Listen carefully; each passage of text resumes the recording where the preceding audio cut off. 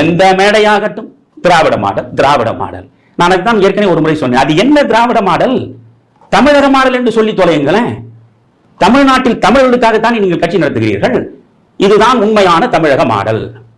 காமராஜர் சாதித்து காட்டாத, பக்தவச்சலம் சாதித்து காட்டாத, எம்ஜிஆரோ ஜெயலலிதாவோ யாரும் சாதித்து காட்டாத சாதனைகளை நாங்கள் தமிழ் இனத்திற்கு, தமிழ் மக்களுக்கு நிகழ்த்தி கொண்டிருக்கிறோமே, இதுதான் உண்மையான தமிழக மாடல் என்று சொல்லுங்கள்.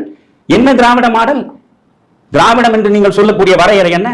பக்கத்தில் இருக்கிற கேரளாவும் சேர்ந்தது தானே, அதற்கு பக்கத்தில் இருக்கிற ஆந்திராவும் சேர்ந்தது தானே, ஆந்திராவிலிருந்து பிரிந்து போன தெலுங்கானாவும் சேர்ந்தது தானே, கர்நாடகாவும் சேர்ந்தது தானே. ஏவனாவது திராவிட மாடல் பற்றி பேசுகிறானா? நீங்கள் திராவிட இனம் என்று சொல்கிறீர்களே, இங்கே ஸ்டாலின் சொல்வதை போல பினராயி விஜயன் அங்கே உட்கார்ந்து கொண்டு நாங்கள் திராவிட மாடல் ஆட்சியை நடத்துவோம் என்று சொல்கிறாரா? சொல்லுங்க.